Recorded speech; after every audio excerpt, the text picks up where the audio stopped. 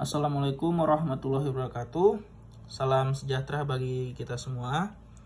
Di pertemuan kali ini kita akan membahas bentuk normal Greibach yang merupakan suatu CFG dalam bentuk normal Greibach bila produksinya atau ruas kanan diawali dengan satu simbol terminal. Selanjutnya diikuti oleh rangkaian simbol variabel. Jadi simbol awalnya itu diawali terminal, selanjutnya diikuti oleh rangkaian simbol variabel, boleh 1, boleh 2, dan seterusnya. Itu contohnya seperti ini. S menurunkan A atau AB, A menurunkan AB, B menurunkan CS. Nah, dari contoh ini bisa kita tentuin mana terminal, mana variabel. Nah, ini A kecil ini merupakan terminal, sedangkan B ini merupakan variabel. Begitu juga ya, yang huruf kecil ini terminal, yang B besar ini adalah variabel. Nah, selanjutnya untuk dapat diubah ke dalam bentuk normal Greibach ada beberapa syarat sebagai berikut. Syarat pertama itu tidak dalam bentuk normal Chomsky. Yang kedua, tidak bersifat rekursif kiri. Dan yang ketiga, tidak menghasilkan MT. Nah, ketika terdapat 3 unsur ini harus dihilangkan. Berikutnya, itu adalah contoh pembentukan normal Greibach dengan substitusi. Ya, membentuk normal Greibach dengan substitusi. Contohnya itu S menurunkan CA, A menurunkan A atau D, B menurunkan B, C menurunkan D, D menurunkan A, B.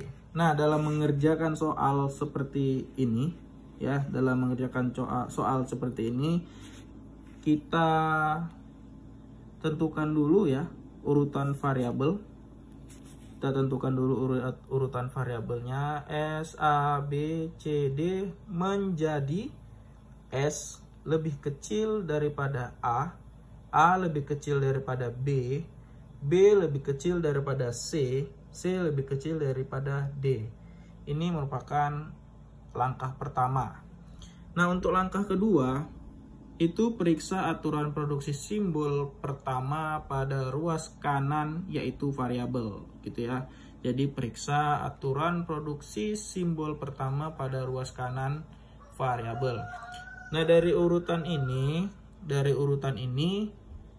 itu yang mempunyai variabel adalah S, C, dan D. Maka kita periksa ya, S menurunkan CA. Ya, S menurunkan CA itu sudah memenuhi karena S lebih kecil daripada C. Jadi ini ya, S lebih kecil daripada C itu memenuhi. Untuk C menurunkan DD juga memenuhi karena C lebih kecil daripada DD. Bisa dilihat di sini ya, dari urutan variabel yang pertama. Kalau C itu lebih kecil daripada D. Nah, sedangkan D sendiri menurunkan AB itu tidak memenuhi. Karena D-nya itu lebih besar daripada A. Bisa dilihat dari rangkaian ini. Ya, D ini tidak memenuhi. Oke, kita lanjut di langkah ketiga. Nah, di langkah ketiga itu lakukan substitusi untuk D. Kenapa D dilakukan substitusi? Karena D ini tadi tidak memenuhi. Maka D menurunkan AB. A-nya kita substitusi, kita ganti dengan cara menurunkan. Nah, A ini kita turunkan menjadi A atau D. Kenapa A atau D? Karena si A sendiri itu ya, si A sendiri itu menurunkan A atau D. Jadi A kita ganti A atau D. Ini ya. Jadi si A itu diganti A atau D. Maka D menurunkan AB atau DB. Kalian pelajari dulu polanya, diperhatikan. Nah, A ini dipisah ya. Dia menjadi A, jadinya AB. D ini dipindahkan kemari, jadinya itu DB. B-nya ini tetap ini ya. Jadi D menurunkan AB atau DB. Gitu ya. Jadi si A-nya itu A besar ini disubstitusi menjadi A kecil dan D kecil. Nah, berikut di keempat ya, di langkah keempat, lakukan substitusi mundur pada aturan dalam bentuk Greibach ya. Lakukan substitusi mundur pada aturan dalam bentuk Greibach. C ya, ini C menurunkan DD menjadi C karena D-nya tadi udah diganti, ini ya. D-nya udah diganti, ya udah pakai jadinya AB. Insert ya, sisipkan D-nya di sini. Lalu DB ya, atau DB, masukkan D-nya kemari. Jadi ini merupakan turunan dari D yang sudah diubah di langkah sebelumnya. Nah, S ini menurunkan CA menjadi S menurunkan ABDA atau DBDA. Seperti itu ya. C, ini dia. Bisa kalian ikutin polanya sama seperti yang ini. Nah, untuk hasil akhir itu S menurunkan ABDA atau DBDA, A menurunkan A atau D, B menurunkan B, C menurunkan ABD atau DBD, D menurunkan AB atau DB. Jadi ini soal ya, jadi ini soalnya.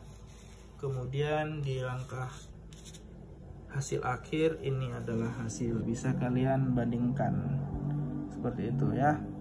Saya rasa cukup sederhana. Nah, di sini kalian diminta latihan ya, latihan buat 2 buah soal bentuk normal Greibach ya. Terserah kalian mau pakai substitusi kah atau yang lain, itu tidak apa-apa. Tidak boleh sama dengan teman ya. Usahakan itu nilai tertinggi itu tidak sama dengan teman. Yang kedua, kerjakan di kertas, kemudian foto dan susun ke dalam bentuk PDF. Jadi ntar kalian foto seperti ini ya, di kertas HVS, kalian buat yang rapi, kalian foto, kalian masukkan ke Word, lalu save as PDF, lalu kumpul ke email saya rendysyahputra@unsad.ac.id. Ini email saya ya, bisa kalian kirim ke sini. Untuk soalnya ini bebas ya, kalian cari aja sendiri, kalian rangkai sendiri dengan syarat tidak boleh sama dengan teman ya. Dikerjakan di kertas, cukup 2 soal aja. Oke ya, saya rasa sekian. Saya akhiri, wabillahi taufiq wal hidayah. Wassalamualaikum warahmatullahi wabarakatuh.